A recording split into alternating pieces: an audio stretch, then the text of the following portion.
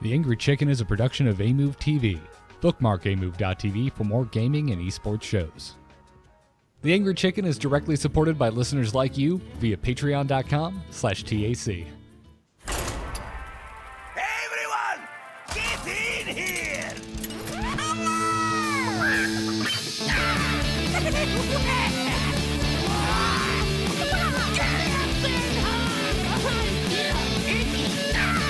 Ready for action! I've got the beast in my sight. A podcast about Hearthstone, Heroes of Warcraft. This is The Angry Chicken.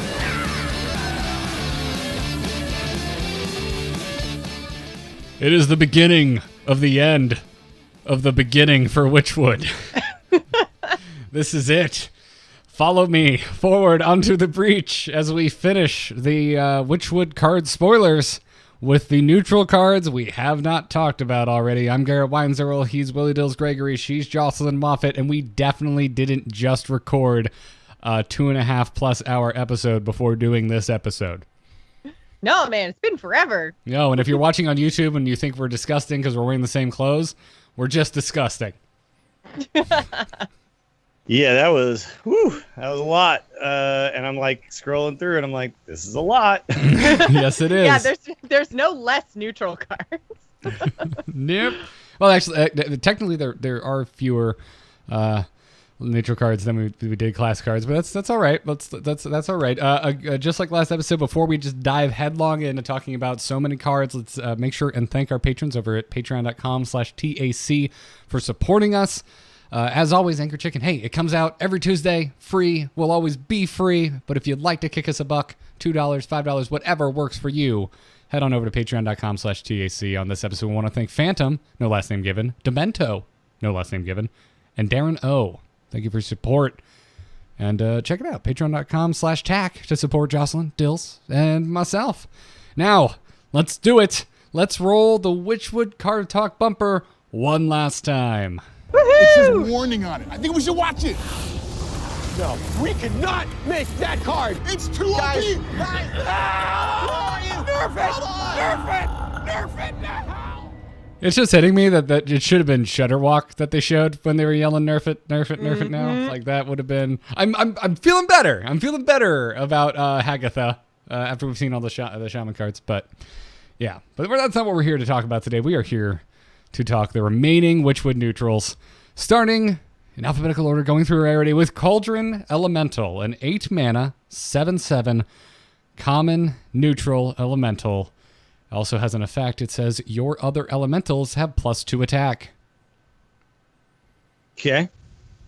So there's a couple things I can think of that are kind of cool here. The Shaman Elemental Bro makes a bunch of 1/1 elementals, and then maybe on the next turn you can play this, and it's kind of Calamos, you mean? Yeah, Calamos. Yeah. So I mean, there's stuff, but in general, I think this will be a discovered elemental that will come into play sometimes. Yeah, I don't know if this takes 2 deck slots. No, I don't think so either. Perfectly fine. I don't think you card, pick it in arena unless you've already got tons of elementals. Yeah. Well, I don't know. What if your top end picks have just been awful? It's like, no, it's true. I mean, there might be situations where it's the best of the 3 cards, especially when it's up against. But like, it should be up against cards of equal power level. So it'll just be one of those things where like this one synergizes and the other ones don't, right? And so I picked this one. But as far as like actually deciding to put this into your constructed deck, I don't see that happening. But I do see it being, that we have a bunch of ways to discover elementals, and or gain random ones now. There's a couple things, so this will sometimes show up because of that, right? Mm-hmm. Yep. Yeah, it's a perfectly serviceable elemental. It's not extremely bad. It's just not good enough to really be constructed playable. Yeah. So, Darkmire Moonkin is next. I love Moonkin, and there's a severe lack of them in Hearthstone, so I just love this card without even reading what the hell it is and does, but it is a 7-mana, 2/8 common neutral minion that has spell damage +2, very on-brand for Moonkin, but very not good enough to take up 2 slots in a constructed deck. I don't know why this isn't a druid card. I know it's a neutral. It's a Moonkin. Yeah. Well, hey, hold But- on. Like all night elves like Moonkin, not just night elf druids. Like they're also All just right, a all right. wild we owl saw- beast. We saw the 2 spell power thing in Freeze Mage during the Thaurissan era, but also you could make that cheaper, and it was fairly cheap to begin with. And so the fact is you had to play it and then pair it with a bunch of spells that exact turn. This costing 7 takes that away as a possibility, right? So Yeah, it looks more like they want you to play it and with 8 health, hope it sticks around. And Yeah. I'd and rather then go off the not. spells the next turn. But Yeah. in general, that's a game plan that hasn't ever worked out, right? Yeah. Like in a game like Magic, where you could just decide not to attack or defend with it, and they have to have a spell to get rid of it. Okay, stuff like this seems a little bit better. But in Hearthstone, it's like the attacker decides where the attacks go. There's so many ways to kill things. When paired with an attack, it's just like no, this isn't gonna happen. And even if you could, it's coming out on turn 7. Pretty good chance that it would still die on 8, even if you could declare blockers. But we can't. So moving on to Deranged Doctor. And I love this card art so much. Real fun. Just a good name. Just a good name.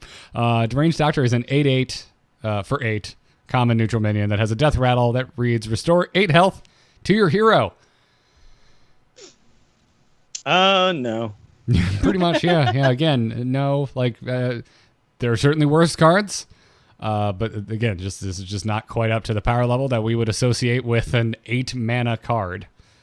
Yeah, and again, another one where it's like sometimes it'll be an arena and it'll be up against 2 other. I'm guessing it'll go up against 2 pretty bad cards, and it'll be like maybe okay, my deck doesn't have enough late game power. I just want an 8 mana big guy. Yeah, and in that scenario, that's not bad. An 8/8 for 8 is like that. That's the base. That's the baseline for 8 cost minions, and you get a pretty sizable heal on the back end of it. So it's not a terrible arena card. Spiteful Summoner Priest running. Are they losing the 8 cost spell? Are they losing? Free from Amber? Free from Amber? No, Yeah. Free from Amber I think was on Goro. Yeah, That was in so Gore, they may right? be So then getting you this. will sometimes get this with the Spiteful Priest, and it will then heal you for 8, and that'll be cool. Yeah, this Yep. is totally fine if you find Yeah. it from Free from Amber. Yeah. So like it's a card that will hit the board in certain situations, but it's not going to be because you put it in your deck. Yeah. Yes, exactly. Fell Soul Inquisitor is next, where my Legion World of Warcraft players at. This is a 4 mana, 1 attack, 6 health, common neutral demon with lifesteal and taunt. So I immediately think of the Priest Legendary when I see this Right, card. Lady in White. Lady in White, Yeah, yeah. that makes and this I card think super good. this is the type of card that goes into a Lady in White deck. But then again, you're going to need that deck is going to center around like these types of cards existing. You know, putting something with 4 mana 6/6 with lifesteal and taunt is going to be super sweet after Lady in White.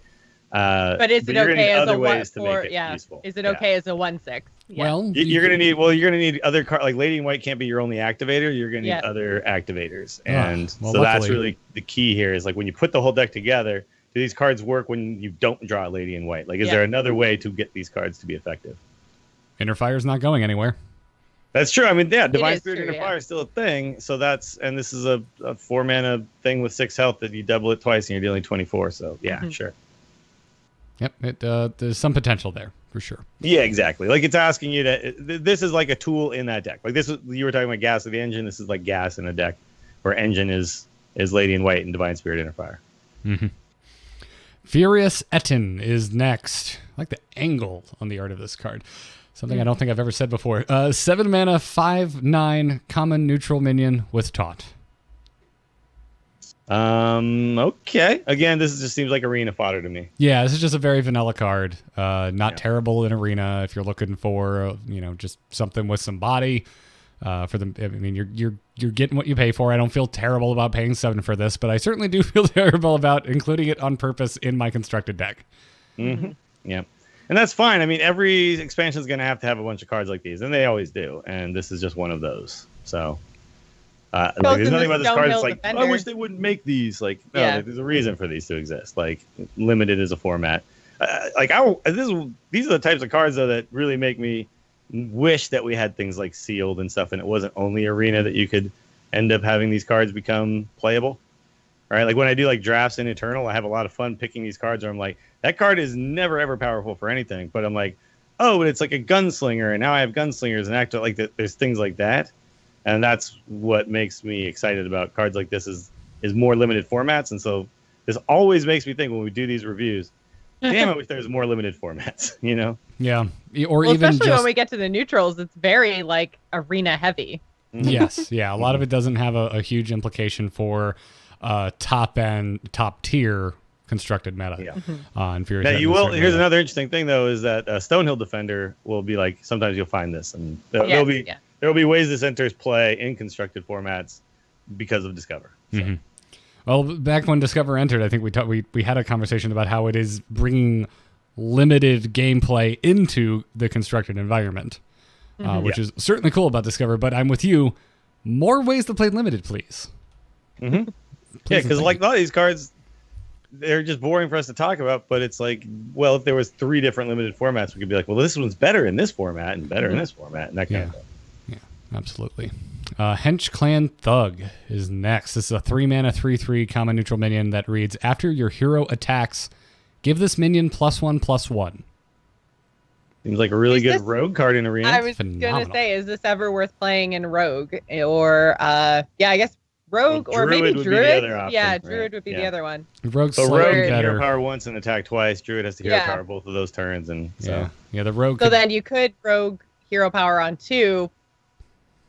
this on play 3, and then attack once, and you got a 4/4. And Yeah, then you've absolutely. got a 4/4 for 3. Yeah. Yeah, and with growth potential after that, right? Yes. So, yeah, that to me is like that makes it like edge into possible things with constructed, but mostly I also just think when you are playing Rogue in Arena, this card will pop up, and you'll be like, oh, well, this is good in Rogue, and I'm playing Rogue, so Doomhammer, sure. A little bit. I mean, yeah, you can buff it twice in one turn with Doomhammer, but you'll actually that's an interesting thing because you overload 2 with Doomhammer, right? So then the next turn you have on 6, you'd have 4, so you could actually play this on turn 6. Yeah, it'd be a 5/5 will be overloaded for 3 mana, and then I don't know, Lightning Bolt or Zap. I mean, Zap wouldn't use up that extra mana crystal, but yeah.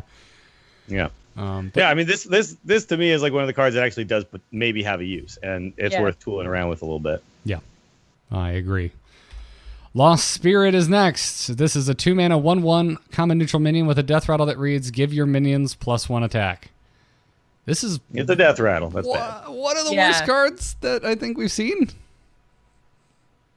Like this card, I would not be excited to get this in even Arena. No, yeah, this is a bad card just everywhere. This is absolute trash. Yeah. Okay. Sorry, Lost Spirit. Marsh Drake is next. It's a 3-mana 5/4 common neutral dragon. This has to have a downside, right? Oh, wait. It's got a battle cry. Summon a 2/1 poisonous Drake Slayer for your opponent. That's some great flavor right there. Again. This is another Rogue card, I think. Yeah. Well, I can also see it in if you're trying to do Dragon-y Hunter things because you have Candle Shot. True, yeah. Oh, that's very true. So, like right now, Rogue isn't looking for dragons. But yeah, no, the fact that you could dagger up on 2 and then on turn 3 you're playing a 5/4, and then you basically, just any dagger off class the that dragon. can on turn 3, like so on the same turn you're playing the Marsh Drake, can also deal with the 2/1. Yep. That's the class that's going to make use of this. Yeah. And you're right, Hunter I think is really important because this card is a dragon. So there's a couple of dragon activators in Hunter now. So this is also another interesting one is we're losing Potion of Madness, correct? But we'll still have Shadow Madness. So in Wild, like it'd be really nice to be able to just like play a 5/4 and also play a 2/1 that you can then 2/1? kill anything with. Damn. That's kind of crazy. That's pretty gnarly priest So there's combination. some uses. Yeah. Solid. You got to get creative with this card, but there's some uses. Yeah. Yeah, it's not just dead on arrival. Swamp Dragon Egg. I just love eggs. I'm so glad, and not just to eat them in Hearthstone as well. So 1 mana 0/3 common neutral minion. It has a death rattle that adds a random dragon to your hand. So you got to play it. It's not like I like the eggs in the past, like Nerubian, where I just get a 4/4 once this egg breaks. Yeah, you get immediate board presence. This one does not give the immediate board presence, so it seems probably not likely to go into any real decks. But Well, it's but the there, other and thing you is can too, maybe try to figure stuff out, right? some of the dragon, I would say a majority of the dragons have good battle cries that you wouldn't necessarily want to lose. So I can see But what why. if it just hatched the random dragon though? Like, oh my Yeah. god! Like, I still think that would be better. I will lose the battle cry to just have like an 8/8 or a 4/8 or some kind of crazy ass dragon just suddenly appear. Yeah. That'd be probably too But good. that would be way too freaking good as a 1-mana 0/3. Yeah. 1-mana 0/3 getting a Sarah yeah. on board. So this is definitely like more in the balanced to completely trash card. Yeah. Yeah, which is a shame because look at the little nose. I want to watch this thing hatch. It is adorable. So cute. He's busting out. The little dragon's busting out. He is. Yep. It's a fun theme card. Like if you really just want to go deep into dragons, but I don't see this finding a constructed home anytime soon. Well, except for possibly wild because of all the egg stuff, right? Well, even then, it's just not that good. Yeah, of an egg. 1-mana buffable minions is a possibility. So. Next is Swamp Leech, going from cute to disgusting very quickly. This is a 1-mana 2/1 common neutral beast with lifesteal. Yeah, Deathstalker Rexar. Yeah, actually. Yeah, that's where I immediately thought too. It's like more lifesteal stuff for Rexar, which is Yep. a super good keyword to get put onto minions with Deathstalker Rexar. Because a lot of times, like you put it, like you go into Rexar mode and you're trying to elongate the game. So then putting minions on the board that, like, pair this with a Stranglethorn Tiger or something like that or whatever. Suddenly you've got some pretty cool things that can happen. So. Yeah, I think this is mostly there as fodder for that, and then maybe someday in the future there's more cards that do things with lifesteal, and then it works its way into like probably those go away enough times though that it's like it becomes just like a wild possibility, right? But I'm not mad at this card. No, I like it quite a bit. Next up is Tingle Fer Mystic. This Mystic really wants to tell you your fortune. This is a 3-mana 3/4 common neutral minion with a battle cry that reads, add a random 2-cost minion to each player's hand. Well, there was the mage 3-mana 3/4 that added a spell to each player's hand. So if your deck is built more to take advantage of minions and you just need ways to continue to fill your deck or your handful of minions, and you feel like you can get more value out of it, okay. That's a tool, like hand druid. There's a thing, like that's true. Yeah, so you're basically playing Hagatha shaman decks. So you just want to continue to have minions. Okay, Very good point. And there's always mill potential anytime you're adding cards to your opponent's hand as well. that's true. Yeah. You can find ways to make it so that it's actually a detriment to your opponent to put another, especially like a random 2-cost minion could be absolute crap they can't take advantage of, right? So, yeah. And at any point, when the later the game goes, too, the less important it is that you're giving your opponent a 2-cost minion. Yeah, like it's again, like if you can take advantage of the fact that you just have another minion, like that's Hagatha, it immediately springs to mind. So Yeah. So there's something there with Tingle Fer Mystic. How do you feel about this card in Arena though, Dills?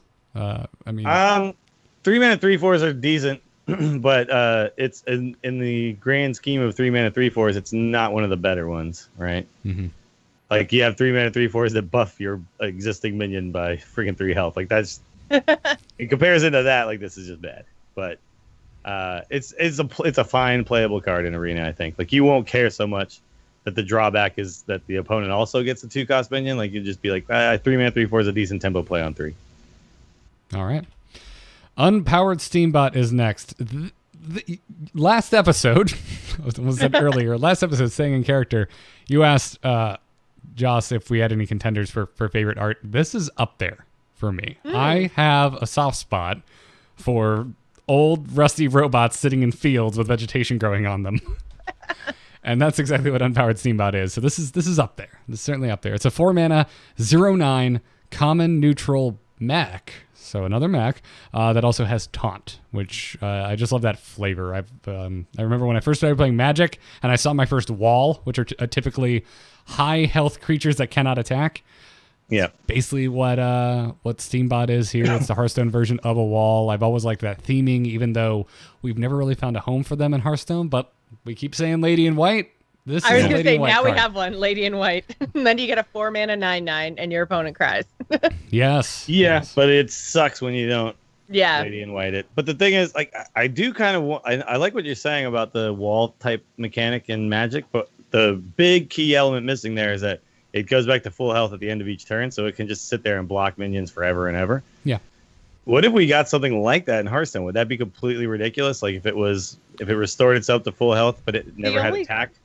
Yeah, the only thing that ever did that was the stone gargoyle. skin gargoyle. Yeah. I'd like to see it. But played like with that more. was just, it was too easy to kill. But what if Yeah. you got a 4-mana 0/7 with taunt that always refilled its health at the beginning of your turn or something like that? I think you would could have to basically be just be like, this is just here to be annoying and block your stuff forever and ever until you can finally one-shot it. Like that, Yeah. I think would be a really interesting card. I do too. Except because Lady in White and other cards like that exist, I don't think they could ever print it. Well, you'd make it have less class help. or Like it- class specific. You yeah, make or it, class specific. Yeah, that could Sure. that could like something happen. like that would thematically to me. I think Paladin.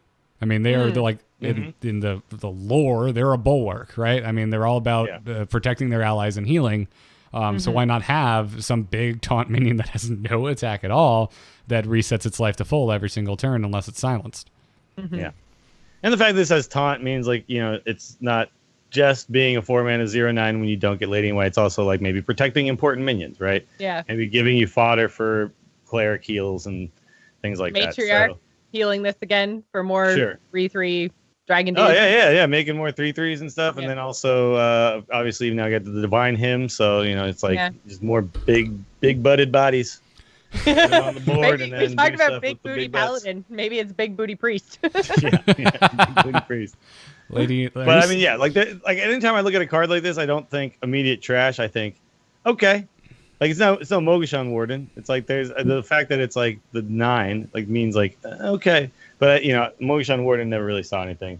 Yeah. Also, again, sometimes Stonehill Defender will find this for you, and you'll pick it because it's the best one. So my final comment is if you get Lady in White or Inner Fire or any of those things to actually work on Unpowered Steambot, the name should change to Overpowered Steambot. That's what I would like to see.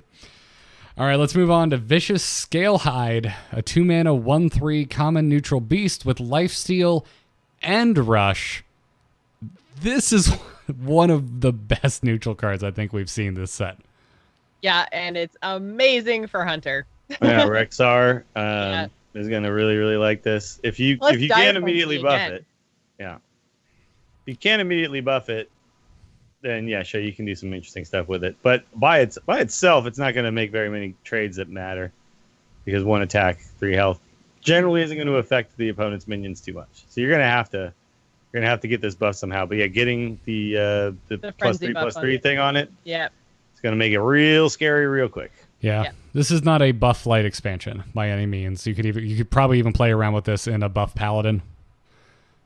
So You know, the other thing too is you can actually like pop this out, rush into something, and then wing blast something for 1. Like there's going to be some stuff. There's stuff there. boy, Hunter, you're just looking better and better. I hope we're not wrong. Like I'm just like, yes, Control Hunter is here. And I'm going to be so sad. Just It's Rexar, man. Rexar is going to be Just so Rexar, much better as a Death Knight. Yeah. Yep. It goes well in the warrior deck too, I think.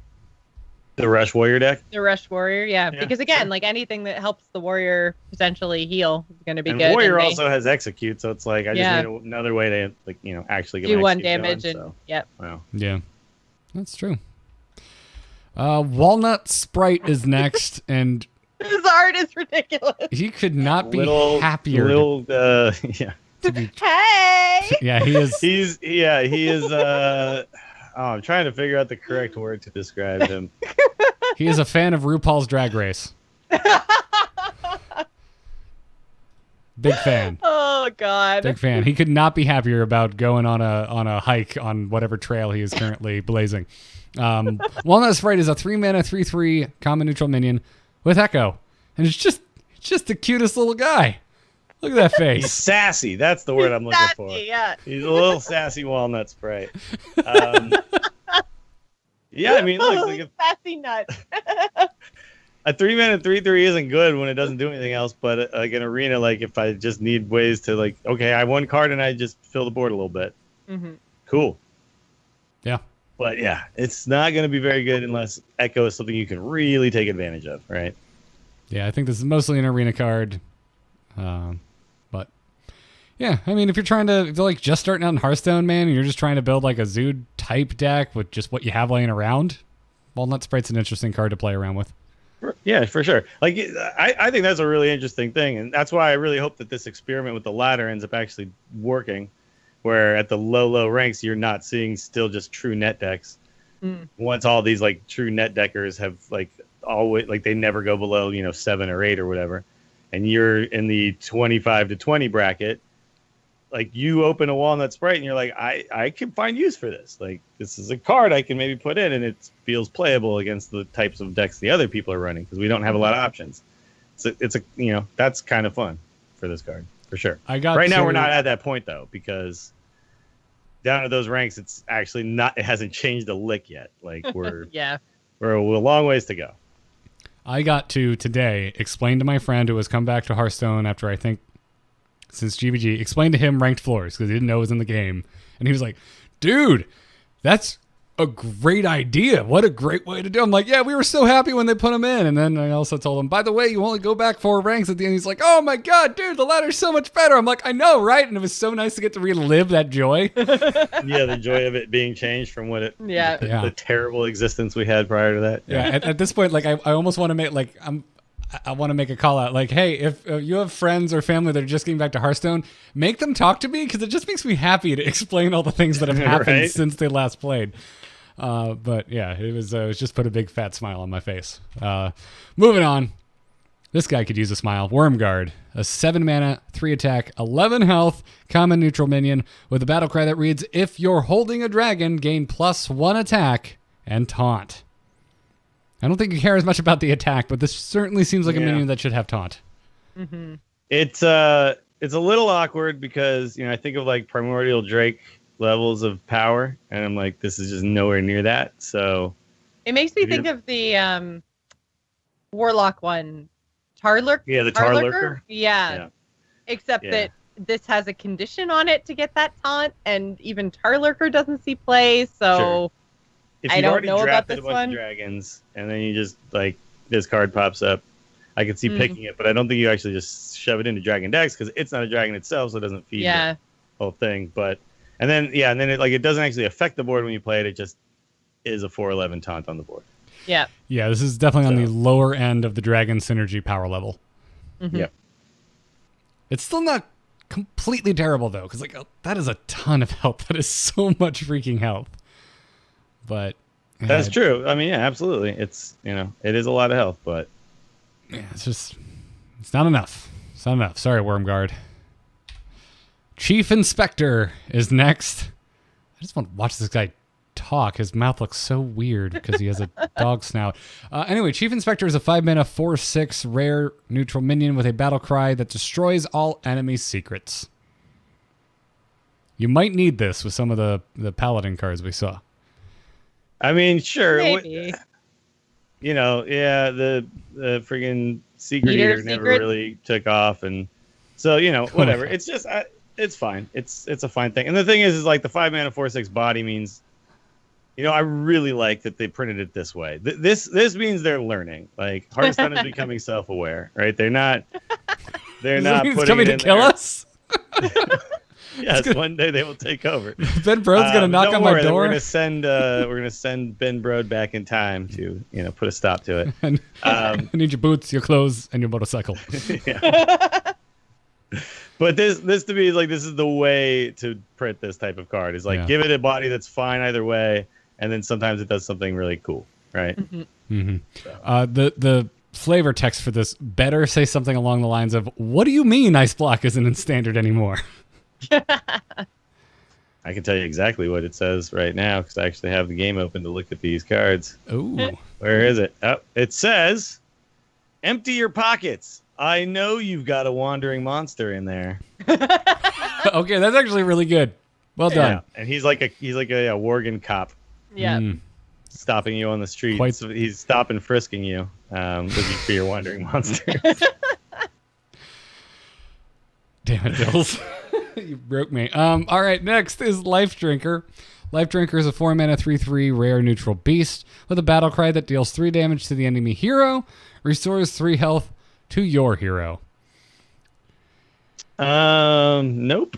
Yeah, I randomly, I was just perusing Twitch last night. I ended up like just in the middle of Brian Kibler's card review, and he just goes, "Why doesn't this card have lifelink?" And that's exactly how I feel about this card. Yeah, like Maybe just say because deal 3 damage, life steal. Or life steal. Sorry, I don't know why I said lifelink. Lifelink is something they advertise to the elderly here in Florida. It's I wonder just if it's a because 4-mana you don't- 3/3 at the end of the day, right? Yeah, I feel like it's because you can't target it, maybe, so they couldn't just straight up say like battle cry, life steal, or deal 3 damage. Well, it life could say- steal, like It could say life steal, but if it said life steal, then it would be like life steal after you start attacking and stuff too. Yeah. That's probably why. They just want the battle cry to be the thing that does the life steal. No, Yeah. I get that. I think Kibler's point was like this card would just be better if it had life steal, and it was kind of. I think that was the power Its level he current was form, kind it's of looking absolute top tier trash. yeah. It could. well, I mean, it is like it's a 6 health swing, right? Because your opponent goes down 3 and you go up 3. Yeah. So So it's a you're right. rare, Better than the 5 like, mana 4/4 that just dealt 3. Yeah. Yeah. Definitely better than that, but just still bad. Yeah, I think that this is just a very vanilla minion. It's something I Yeah. don't see finding constructed play, but it's okay. And you would potentially discover this off of the shaman spell, right? So then we're getting back into this battle cry being played a few times over because of the whole Shudderwalk thing, right? So Mm-hmm. No, that's a very good point. Yeah. Always got to remember about you just find cards now. You just find, it doesn't matter if you don't put it in your deck, you might still get to play this. well, exactly, because Discover's a thing, and because Discover is a thing that didn't just stop in Ongoro, a lot of these cards are going to be discovered through different means. So I think we're going to see them not necessarily because they take up a deck slot, but because given a certain situation or board state or whatever, they could potentially get worse. Plus the beast. So again, Rexar, right? Although this is pretty wordy. I don't know if this is going to make the Rexar Death Knight cut. It better. I don't know. Of all of them, this is the one where I'm like, I'd be fine if they were like, hey guys, too many words. And I'm like, oh, okay, it's not that good of an effect. Actually, I think you might actually be kind of diluting the pool with bad effects. If this even makes that, I would kind of be okay. I'd be very okay. The more I think about it, yeah, don't give Rexar Death Knight Lifedrinker. Please and thank you. But I think I'm fine with it. It's more heal for the hunter and more damage that you can deal, right? Like pair this with that's a boar true. or something. Like You lose that hero power, so you lose your reach. Yeah, And then, if you can pair this with something and then play it, it's fine. Yeah. yeah, I think I'd still just rather have Lifesteal. Yeah, I definitely would, but yeah, it's at least it's going to be something that's where it will see play. Is it'll be half of a Beast. Yeah. Most of the time. Mad Hatter is next. Mad Hatter is... God, he just looks like he belongs in a zoo deck. It's a 4-mana 3/2 rare neutral minion with the battle cry that reads, randomly toss 3 hats to other minions. Each hat gives +1/+1. I love that they flavor the text itself. They could have just said give 3 other minions +1/+1, but no, Yeah. they mention hats here. he's gonna throw hats, but he can throw hats at your opponent's board too. So you have to make sure your opponent has no minions before you play the Mad Hatter. He can, but if you're playing like a zoo type deck and you trade first, then you drop Mad Hatter, you have control over it. So I think this, very true. Yeah, this is still a decent card in my opinion. Okay. Yeah. Sure. So wait. Wait. How do the hats work again? I'm sorry. I'm confused. Yeah, so hats get thrown out to minions, and each hat gives +1/+1. So you're basically buffing 3 minions +1/+1, but it's any minion. So but they're not the explorer's hat that then goes back into your Correct. hand afterwards, are they? Okay. Correct. It's Okay. just a +1/+1. I just wanted to make sure, because if it was that would be really interesting. Like, then giving you like these 2 mana buff things, that would be super interesting. I mean, it might be really good, but and so I mean, if you think about it, you're getting 6/5 worth of stats for 4. The problem is if your opponent has any minions, yeah, you might be giving And them it stats does- away. like each hat is a new cast, so Yeah. it can hit the same minion more than once. Yeah. It's Mad Yeah, it just Bomber, tosses but them with out like 1/1s. Bomber. Yeah, Mad Bomber, but with Yeah. hats. Yeah. Mad has Okay, a, all right, cool. the term Mad has a history in Hearthstone, and it is on brand with Mad Hatter. Yeah. So, but you need to play it. Essentially, you need to try to make this work where you're playing it only onto a board where you have minions, and Right. which is tough to set up. Yeah. I don't think it's And as spend 4 mana on this. well. We got that. What was the? Just give me 1 minute because I can't remember the card for Warlock. Curse of Weakness with like Curse of Weakness in a zoo deck plus Mad Hatter. Like there is some setup for some pretty safe zoo trading in this expansion. If you set up and then you do a bunch of trades and then you Mad Hatter after the trades have happened. Right, yeah. that's my point. No one's forcing you to play Mad Hatter. Like you can cast it when the time is right. Certainly, there will be occasions where. And if you only had one other minion, it would give that minion +3/+3, right? Yeah. So, right, yeah. yeah. So it So doesn't- yeah, okay. There's potential here. I mean, you just have to get it into a situation where it's set up, and that means your deck will have to be able to reliably get into those scenarios. Yeah. Right. Yeah. That's the trick here. I'm leaning into Zoo heavily because it's really the only archetype I can think of where this guy makes sense. I thought you were going Or, to say the only a archetype I flood could type think of for paladin. Warlock, and I was like, Yeah, a flood Hench. paladin or like a floody type druid maybe. I'd be able to do something like this. Yeah. Whoever it is, they're going to have to be focusing on board control to get value out of Mad Hatter.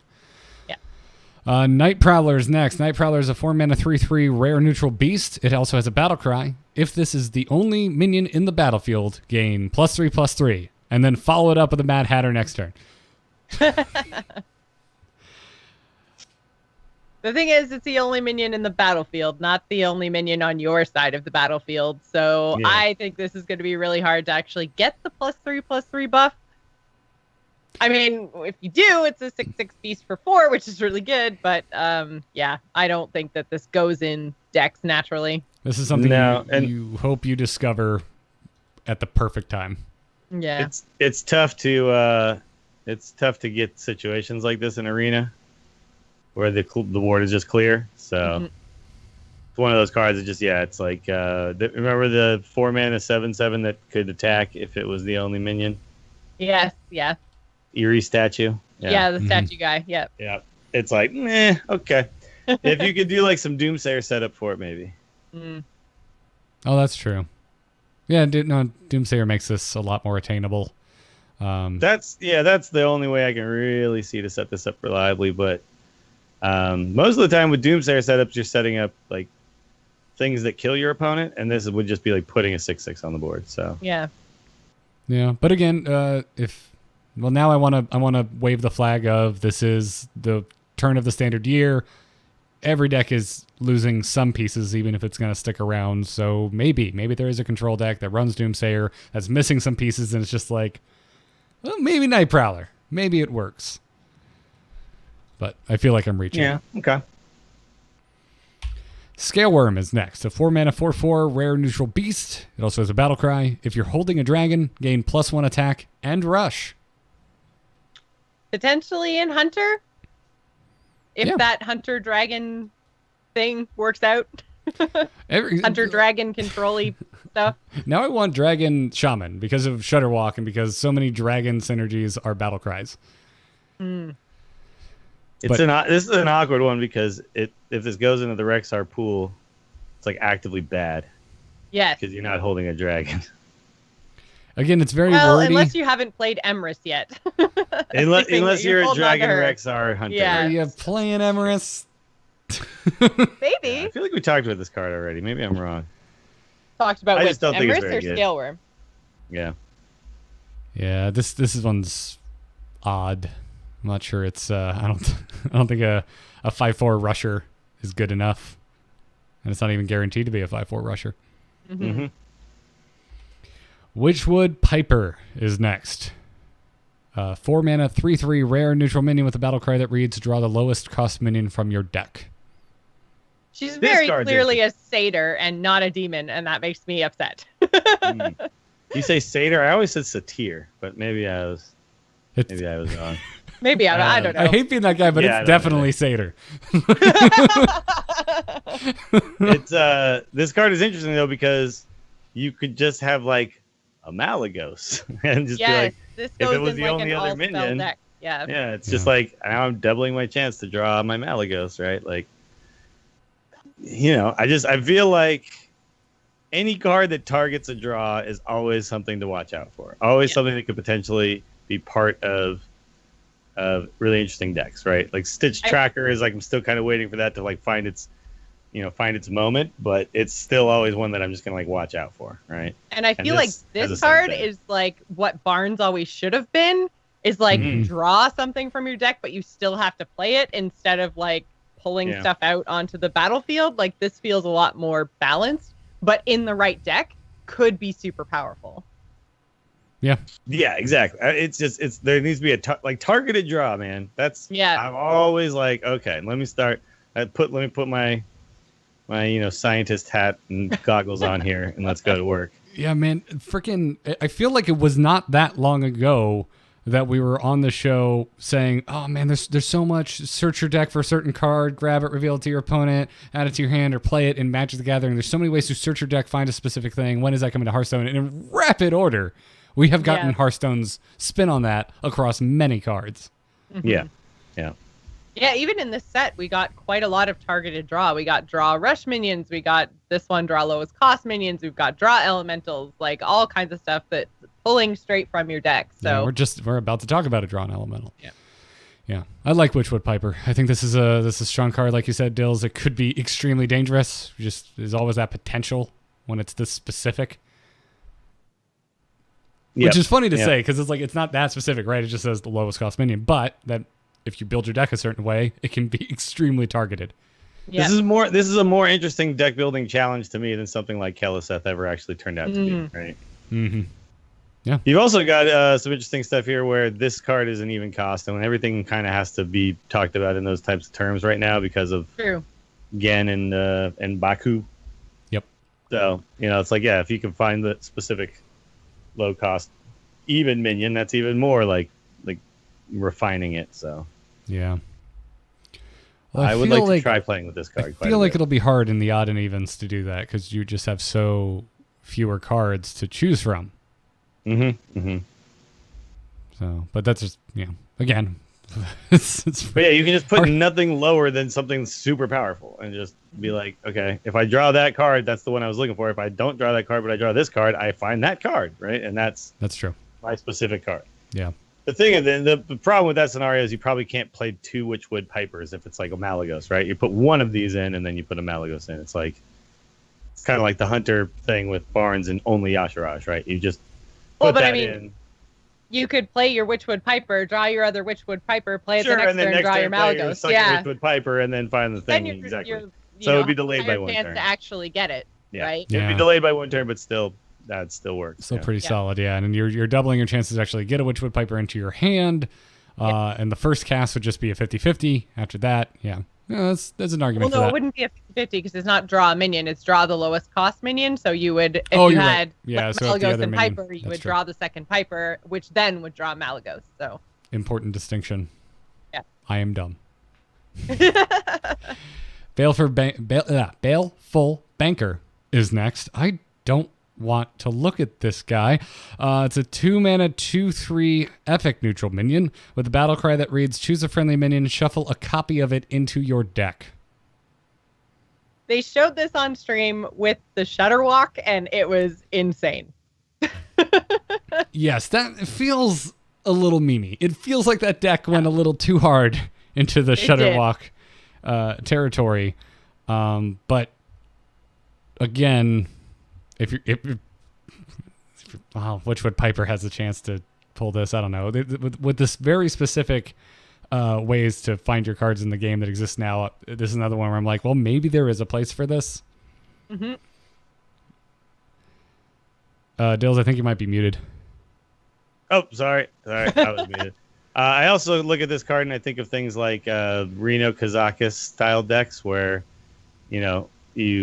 you are playing a super controlling style, and then if I can put another Reno in my deck, because we always had we had the Mage version of it, right? Which was to shuffle a card in, and Mage was able to take advantage of it sometimes. But in Wild, I play a Reno and then I Baleful Banker it and then I get another Reno at some point, right? Like, Yeah.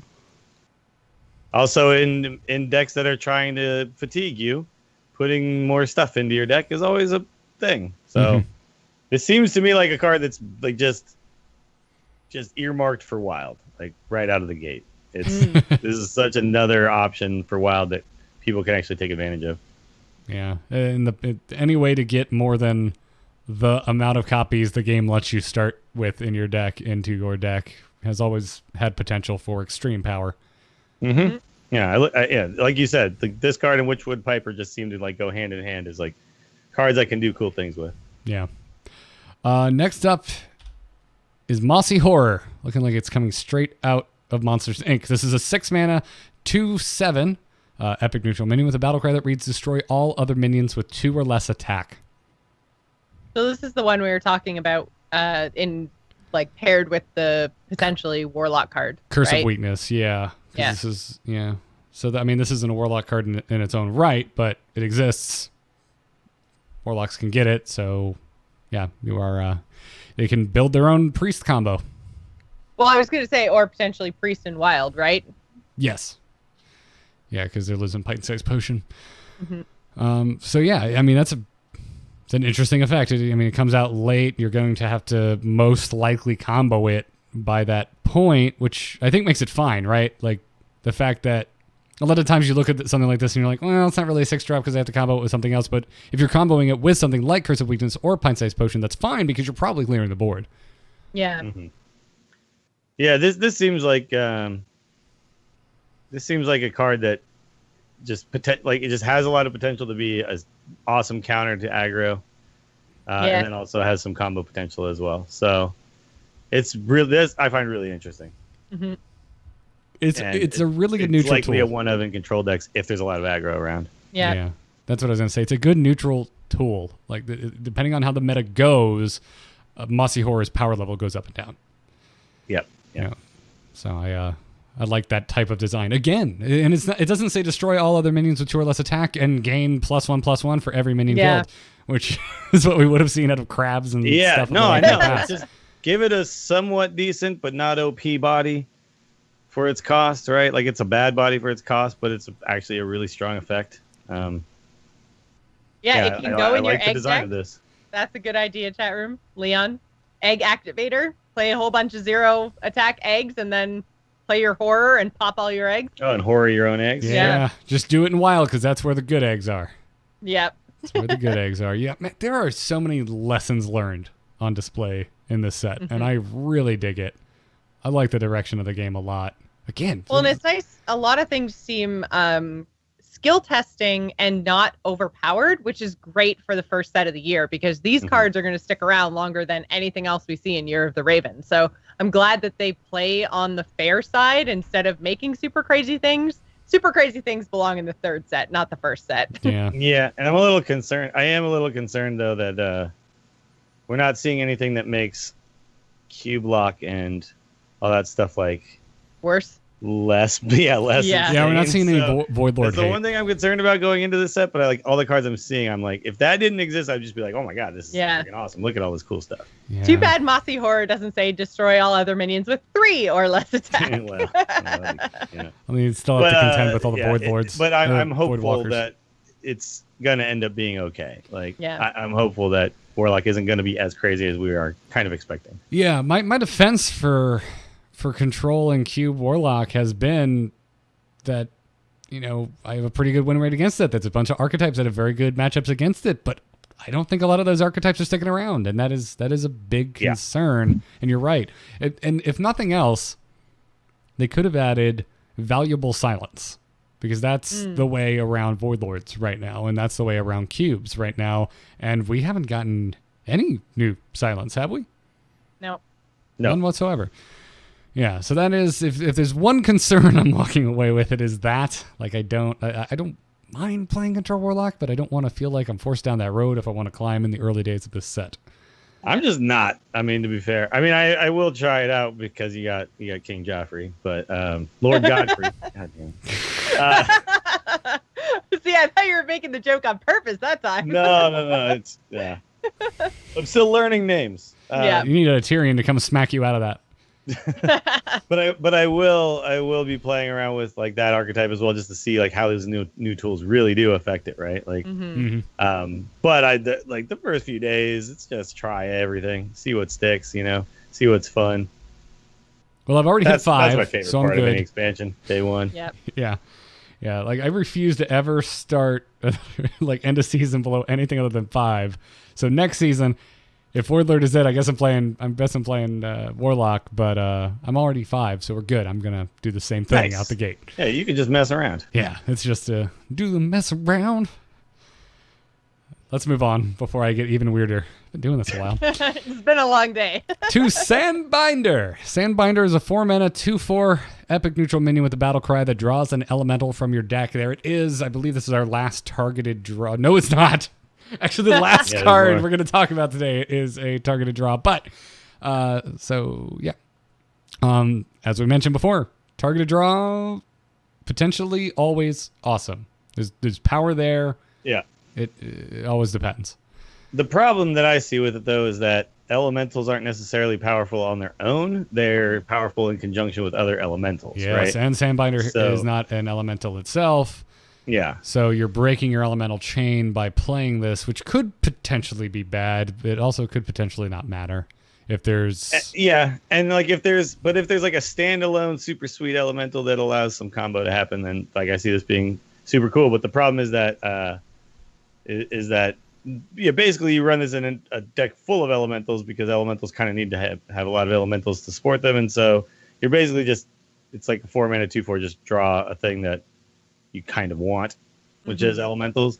So is the 4-mana 2/4 worth the price? We saw the Bard thing in Rogue, which draws you 2 cards with the combo and saw tons of play. So I don't see this being like, oh, it's just bad because it just draws 1 elemental and it's just one of a bunch of cards. Obviously, like drawing 2 minions was really good, and this is like draw a minion. It is an elemental, right? Yeah. And you don't have to combo to get there, so elemental decks might just rock this. And you can do it. I think mages and shamans are going to play this if they're playing elementals. Yeah. Because the thing was like before, the one that comes to mind is Tolvir Warden, right? Was the 3/5 that if you played an elemental the turn before, then it got Divine Shield and Taunt, I think.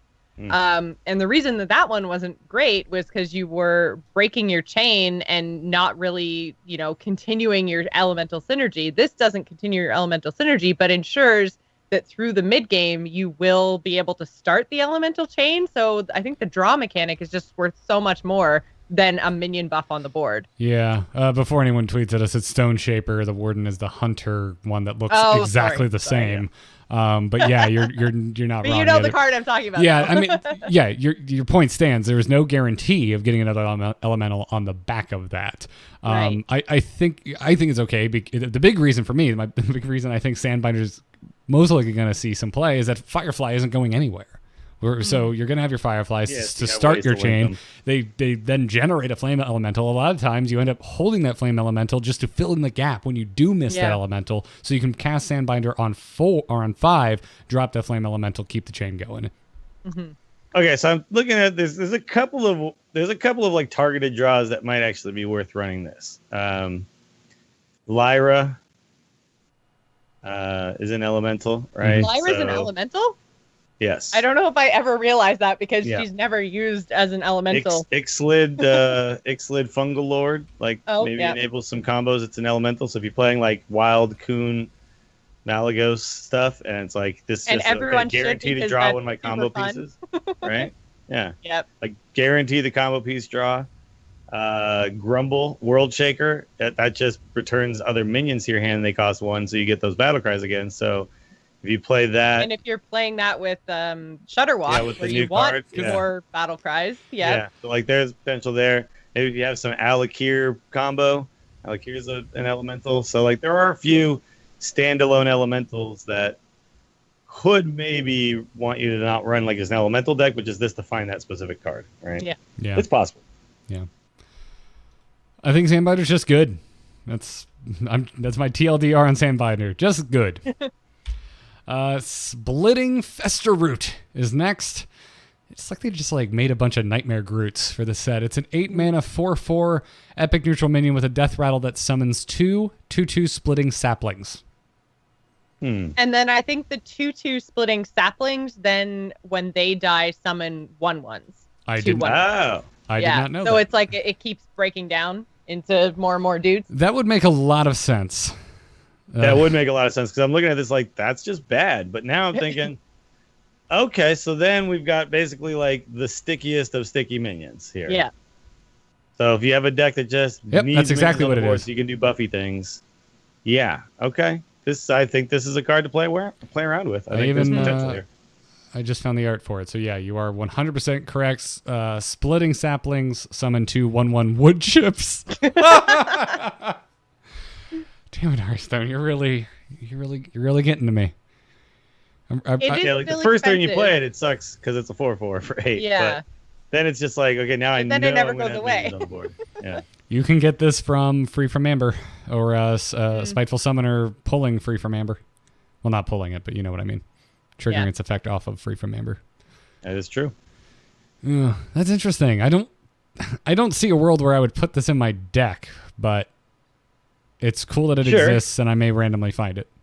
It definitely seems like a card that in an arena could be interesting just because you're just like, I just throw this on the board at some point and I just always have minions for the next 3 turns, right? Yeah. Oh, you don't have silence? I'm sorry. I just have board presence forever. Yeah. And if you have a deck that can definitely do a lot of buffing, like board-wide buffing synergy things, then just, having a bunch of minions and they just are always there doesn't seem terrible. Yeah. Yep. You just pay a really high upfront cost for it. Yeah, it does. It feels overcosted. Like if we're trying to make this more playable, I'm not sure that's the goal, right? It's not always the goal with every card, but it's just such a cool card. I want to see it played. Mm-hmm. I didn't know that about the tokens that have come off. I of like it. the idea of nesting death rattles is really cool. Mm-hmm. Yeah. Yeah, I like that a lot. I'm glad one of us knew that because that completely eluded me. That changes this card 100% because I looked at it and I was like, that's trash. Now I'm thinking, that's not totally trash, but might be trash. And if nothing else, it's very cool. Very cool. That's a cool effect we haven't seen yet. Speaking of very cool cards, I love this next one. Yo, dog, I heard you like death rattles. Voodoo death rattles in your death rattles. Voodoo Doll is next. This is a 3-mana 1/1 epic neutral minion with a battle cry that reads, choose a minion, death rattle, destroy the chosen minion. Yes. So I definitely see some uses here. It's Mage. Well, Mage obviously now just has an assassinate, right? Yeah. A targeted assassinate. Did Mage need a targeted assassinate? Probably not, but they didn't really. But they, just any more removal options in Arena seem solid, right? But also, there's ways to finagle things in other classes. Like you can pair this with an Elven Archer, So, whirlwind effects, all sorts of stuff. And again, if you discover this through some means, it might be the perfect time. It's just like, oh god, I have no way to deal with this. Oh, discovered Voodoo Doll. We're good, everybody. Sure. Stop panicking. Yeah. Here's what you do. But then the next time it comes out, it doesn't work. Never mind. I was thinking you could Voodoo Doll this and then cube it, but I'm just like, but then when it comes back out, it's like now it's just a 1/1. It's just a 1/1. Yeah. Death rattle do nothing. Yeah. At that point, it's the end of a long ass show. I'm coming up with weird synergies that don't exist now. Yeah. I love this card so much from a design and a theme standpoint. I find it excruciatingly rad. But whether it sees play, it's pretty surprising, or would be surprising to me. The thing is, the class that can utilize it maybe doesn't need it, right? Yeah, and it's still 5 mana. You said Mage, it's like, but they have lots of removal options. So. Right. Yep. And we've talked the last episode about, I can't remember now, what was essentially 5 mana removal for a different class, and it's just like, we don't pay 5 for the Hunter Rush Poisonous Spider. There you go. That's it. Yes, you know what though? You could do this plus Mortal Coil in Warlock, and and destroy specific minions and draw a card. draw a card, for 4 yeah. mana. You could Yeah. also do things like set up defiles Defile. that kill Yeah, you're the right. defile minion. Oh yeah, that's what I needed. More ways for warlocks to completely ruin my day with Defile. Yeah. You can do the thing that deals. Why two did you damage have to your own tell minion. everyone that, Dills? Now Yeah. they know. Yeah, there's actually, now that I'm thinking about it, there's lots of ways for warlock to exploit this. Combining this with a board clear where there's one big threat that the board clear wouldn't deal with, basically just makes it awesome. Yeah. Yeah. Mm-hmm. Dark possession this, discover a demon while you're also killing off a targeted Yeah. minion. Holy crap. Oh, big spell mage that doesn't want to run low cost spells but wants to be able to remove big things. Ooh, Sure. That's a good point. Yep. Yeah. All right, Voodoo Doll. Love it. Good. Voodoo Doll's good, Many yo. possibilities. Not the doll from that other dude with the creepy one eye, because his doll had a green gem. It did. Yeah. If it's even a gem, it could just be an eyeball. Which begs the question, Jocelyn, did he make this doll too from someone else's eye? Oh, I don't know. That guy's so creepy. Or both of their eyes? Is because you can put 2 voodoo dolls in your deck. Oh, that's a morbid story being told. You know what? Zoo could even do stuff with this. Mm. Play this and then play Sanguine Reveler and kill off like that big top minion that you couldn't get through. And Yep. give Sanguine Reveler +2/+2 to make a 3/3. I am forgetting what Sanguine Reveler even does. It's 1 mana, 1/1, destroy a friendly minion, gain +2/+2. So Oh, 1 you're mana, right. 3/3 if you destroy your own minion. Yep. Yeah, and a Warlock's getting another minion that gets the stats of whatever it destroys. Yeah. Yay, more good things for Warlocks. Just what Hearthstone needed. Okay. Well, we're in the home stretch now. Second to last card. Worgen Abomination. So 7 mana, 6/6 epic neutral minion. At the end of your turn, deal 2 damage to all other damaged minions. Like So a they're losing built-in Sleep with the Fishes. Sleep with right? the fishes, yeah. Okay. So you can Whirlwind and then pop this bad boy down. You get a 6/6 that maybe clears the rest of the board. Yeah. Yeah, do you And want then to... you've essentially flipped the board, which is the idea of that Nice. type of stuff, right? Is to actually turn the board around. You could also finish off the files with this. But I feel like probably Warrior is the go-to, right? Mhm. Yeah, so... I would think so. Sleep with the Fishes was 2. This is 7. Is the 5 mana worth a 6/6 at the end of it? I'd argue yes, but I think the flexibility of a 2 mana spell is worth a lot more. Yeah, and also if you really think, well, okay, that's why I think Warrior, because if I really think about it, like Abyssal Enforcer like just does this better. 7 mana 6/6 that just whirlwinds the board for 3, right? Like this big ass whirlwind. And that doesn't see play anymore. So it's just, yeah, if Warrior can afford to pay 1 more for this, and it's like a thing that they're missing really badly in Control.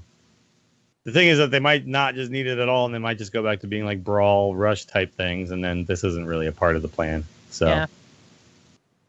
But if Dead Man's Hand Warrior like tries to persist, they are gonna miss. They are gonna miss Sleep with the Fishes. They're going to Yeah. mish the fishes? They're gonna miss, gonna miss the fish. Miss the fish. Mish the fish. Yeah. By the way, I want Worgen Abominations as a model in World of Warcraft now, because this thing looks awesome. It's a terrifying looking abomination. All right, final card. Are you ready? Countess Ashmore, a 7 mana, 6/6 legendary neutral minion with a battle cry that reads, draw a rush, lifesteal, but wait, there's more, and death rattle card from your deck. Curator 2.0. Yeah. So the Curator had Taunt, but was a 4/6 instead of a 6/6. Mhm. And I'd rather have a 6/6. Sure. I mean, but sometimes in a deck that was trying to draw specific minions, having the Taunt up was a factor, right? Like, Yeah. if there's specific minions you need, you might be a deck that plans to take damage early on and maybe just needs to like keep stopping them until they can actually do the clear. So, like when you have the 6/6 without the Taunt, it feels like a little more like you're maybe just kind of doing a mid-rangey style deck that just wants to refill at some point and not draw targeted combo pieces, which is usually what Curator was doing. It was like trying to find specifically Alex Straza, or you played it in the mill decks because you were trying to find specifically Cold Light Oracle, right, and that kind of stuff. So this makes more sense kind of every part of it because a 6/6 body is just better in a mid-range style deck that's probably been fighting for the board the whole time. And now you're just finding not specific combo type minions, you're just finding more quality board presence style minions. Rush minions, lifesteal, and death rattle minions, right? So I think it's designed for what it's supposed to do pretty damn well. And I agree the 6/6 body without the taunt is going to be a better body for what your deck is trying to do. Yeah. Chat room is asking how it works with obsidian statues if you've got 2 in the deck, and I would think that it would try to find a rush minion, then it would try to find a lifesteal minion, pull the first statue, then it would look for a death rattle minion and pull the second statue. Statues, I right? think you get 2, yeah. Assuming that's your only lifesteal and your only death rattle exactly in your deck, then it would get 2. Yeah. Although I don't know why you'd want to do that. That's a lot of mana you have to then spend. Well, and it does also say card.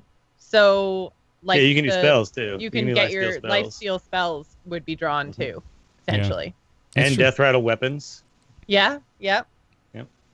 That's very cool. So this is a way to find Valinir.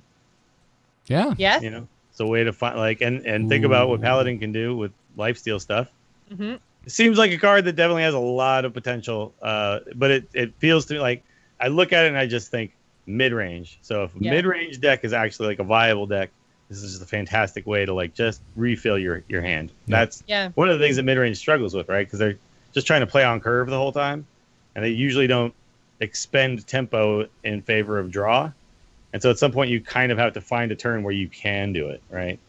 And being able to do it for 3 cards all of a sudden, that's really powerful. And 3 cards and like I thought it was powerful when I thought it was minions. The fact that it's cards is awesome. Yeah. Obviously, Rush is always attached to a minion. Rush will always be a minion because you don't need to rush your weapon. It has charge. I wonder if they ever give us a spell that like gives something rush, if that would count. I don't know. I mean, Lifesteal will only be on spells because you won't rush a spell either, and you won't death rattle a spell, right? Although you technically could death rattle a spell, but what would that really mean? It just has an effect. Yeah. Never mind. Wait, that's basically just a spell. I mean, the spell kind of inherently has death rattle. You're burning the card to do something. Yeah, it goes away. Yeah. Every spell has death rattle. Those it just doesn't count as death rattle. Minions are weapons.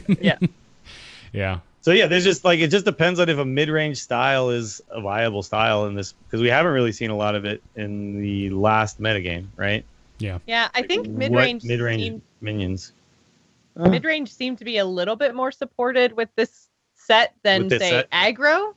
Yeah. This set very much seems like mid to like late control style decks as opposed to like there are not very many, if any, like aggro aggressive decks or cards. So or cards. I would think that like you could call Dude Paladin like a mid-range deck just because it didn't end up always playing like aggro, but it just had aggro tendencies, right? And like outside of that, there wasn't really anything that was just like Zoo wasn't really a thing anymore. There just wasn't a lot of like put stuff on the board every single turn, make value trades, end up like overwhelming and winning. This card supports that style so much, so I'm just curious to see if that style is viable just based on all the other cards you have. So yeah, I mean, chances are at some point a mid-range deck is going to find a footing. So I think I would put money down on Countess Ashmore becoming a playable card. I think it will be. It's definitely one that, even especially early on, right? Yeah. Like the one thing is I hope it doesn't become like the Master O card where at the beginning of the last expansion, like people were just like trying so hard to like figure that card out and make it work, and then it just everyone was like, never mind, they all kind of gave up on it, right?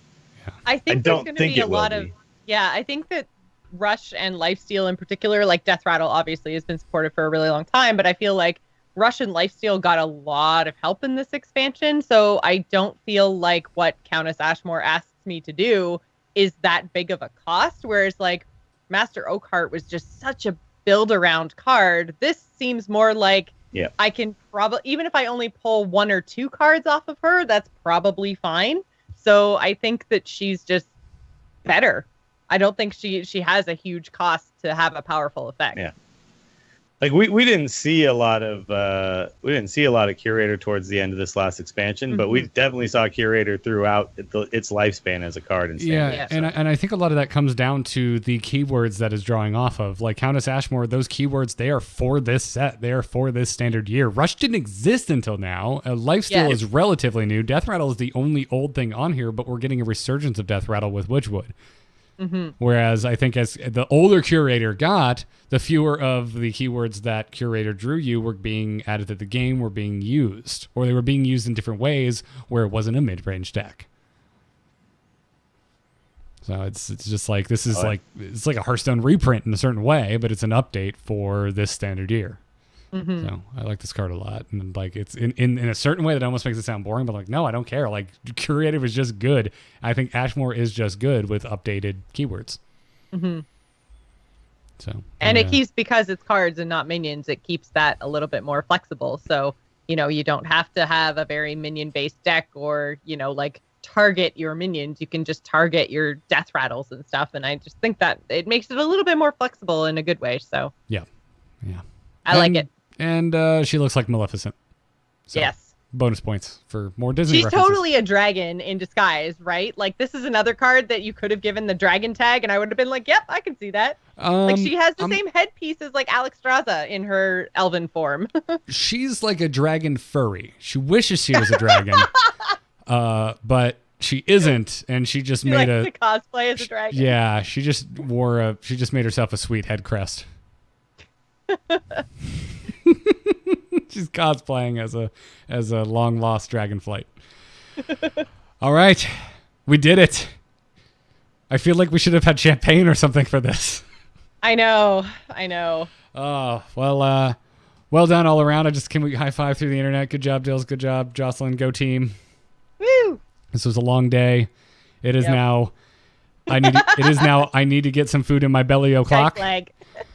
And yeah, that's gonna do it. I'm just real quick. Like, I'm stoked for this set. I started really like lukewarm on it with the first few cards I was they a little showed. apprehensive at the beginning, and now I'm just like, dude, this set looks just boss. I cannot wait. And so much is up in the air. The only thing that's hanging and that's nagging me is Void Lord, and I think that's okay. I feel like years past, there's been more things I've been concerned about.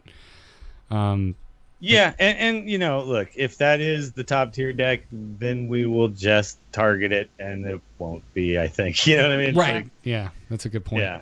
If it's that good, if it's that head and shoulders above everything else, it'll get targeted, and then we'll, then we'll have something else to complain about. But like right now, you're right. It's like so many of these cards look really interesting. Yeah. Look really fun. And I'm not seeing a lot of things to be super scared about, so this is good times, man. I can't wait for Thursday. Yeah. I don't feel like we pull our punches on the show a lot. I feel like if we disagree with something that's going on in the game, we are more than truthful about that fact.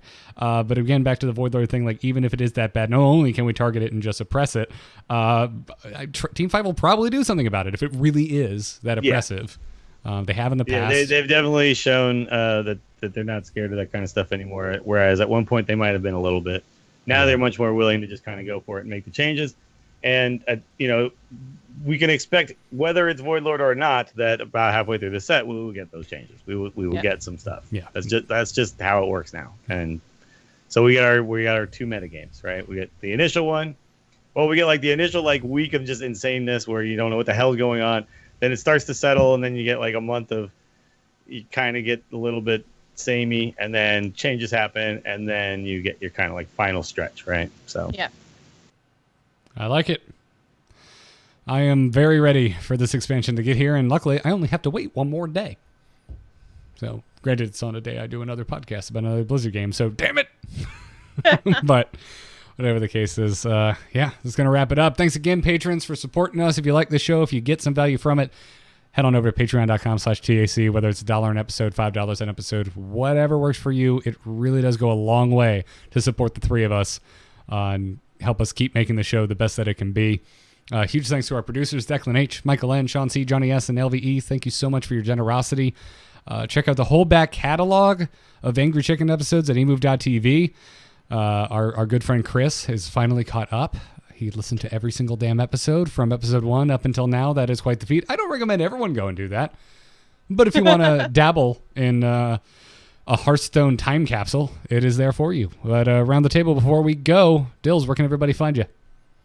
Oh, just check me out on Twitter at Willie Dills, and my twitch.tv/Willie Dills is where you can find me playing the Hearthstones.